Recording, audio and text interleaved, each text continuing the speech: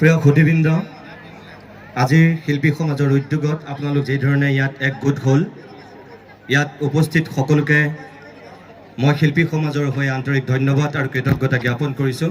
আপোনালোকক এটাই কথা ক'ম যে অসমীয়া মানুহৰ বিৰুদ্ধে এটা বদনাম আছে, আমি এটা আৱেগিক জাতি।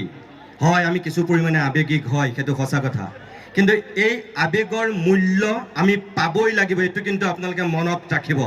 এইখিনি জনসমুদ্ৰৰ মূল্য আমি পাবই লাগিব। কিয় কৈছোঁ মই, যোৱা 40 বছৰত 1985 চনৰ পিছত প্ৰথমবাৰৰ কাৰণে এই জুবিনে যে কৈ থাকে পৰিৱৰ্তন শুনিবলৈ ভাল, বাকীটো কিবা, সেই পৰিৱৰ্তনকামী চৰকাৰখনে আপোনাক মোক কিন্তু কেইটামান বস্তু দেখুৱাই দিলে নৱপ্ৰজন্মক। কি দেখুৱালে? প্ৰথম, কাৰফিউ কি আপোনালোকে যোৱা 30 বছৰত দেখা নাছিল, এই প্ৰথমবাৰৰ কাৰণে দেখিলে কাৰফিউ কি। সান্ধ্য আইন প্ৰথমবাৰৰ কাৰণে বুজিলে কি বস্তু। সেনাৰ ফ্লেগ মাৰ্চ অসমত কেতিয়াও দেখা নাছিল, প্ৰথমবাৰৰ কাৰণে দেখিলে এই পৰিৱৰ্তনকামী চৰকাৰৰ দিনত। সেনাৰ ফ্লেগ মাৰ্চ কি আপোনালোকক বুজাই দিলে এইখন চৰকাৰে। আৰু ইণ্টাৰনেট কৰ্তন কেনেকৈ কৰা হয়, নেট কাটি কি ধৰণে নতুন প্ৰজন্মৰ পৰা গোটেই জাতিটোক সমাজখনক কেনেকৈ বিচ্ছিন্ন কৰা হয় বহিৰ্বিশ্বৰ লগত আপোনালোকক বুজাই দিলে। মই কিয় কৈছোঁ, আজি কেবৰ পৰা কা হ'ল, বিধেয়কৰ পৰা আইন হ'ল, কিন্তু সেই আইনখন আপোনালোকে আজি কোনেও দেখা নাই, নেট নাই, আইন প্ৰৱৰ্তন কৰা হৈছে, ৰাষ্ট্ৰপতিয়ে মোহৰ মাৰিছে, কিন্তু আপুনি মই কোনেও দেখা নাই কি আছে সেইখনত। এয়াই আমাৰ চৰকাৰ, এয়াই আমাৰ চৰকাৰৰ পৰিৱৰ্তনকামী চৰকাৰখনৰ আপোনাক মোক দিয়া উপহাৰ। আৰু ইয়াত জুবিন গাৰ্গ, শিল্পী সমাজ সকলো উদ্যোগত আজি আপোনালোক যি ধৰণে একত্ৰিত হৈ এই ব্যৱস্থাটোৰ বিৰুদ্ধে আপোনালোকে গৰজিছে, মনত ৰাখিব, আপোনালোক যদি হাৰি যায় গোটেই জাতিটো হাৰি যাব।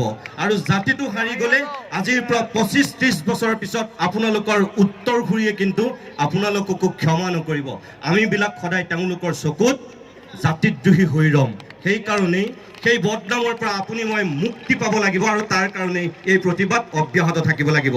আমি চৰকাৰক বাধ্য কৰিব পাৰিব লাগিব যে এই ৰাজ্যখনৰে যদি BTAD ইয়াৰ পৰা বঞ্চিত হয়, কাৰ্বি আংলং ডিমা হাছাওক যদি ইয়াৰ পৰা মুক্তি দিয়া হয়, উত্তৰ পূৰ্বাঞ্চলৰ বাকী কেইখন ৰাজ্য যদি মুক্তি দিয়া হয়, অৰ্থাৎ এই হাতখনৰ 5টা আঙুলিক বাদ দিছে, তলুৱাখনক কিন্তু আপুনি ৰুকি ৰুকি ঘেৰাও কৰি ধৰিছে।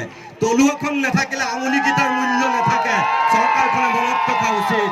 এই 5টা আঙুলিৰ কোনো মূল্য নাথাকিব যদি তলুৱাখনৰ গুৰুত্ব নাথাকে। অসমখনৰ যিখিনি অঞ্চল, এই 26খন জিলা এই তলুৱা, বাকী 7খন জিলাক বাদ দিছে।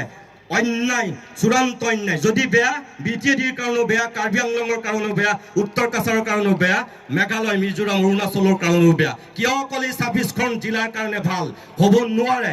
আমাক তাৰ পৰা মুক্তি দিবই লাগিব। আৰু তাৰ কাৰণে কি? এই প্ৰতিবাদ, এই আন্দোলন, এই ধাৰাবাহিকতা আপোনালোকে ৰক্ষা কৰিব লাগিব।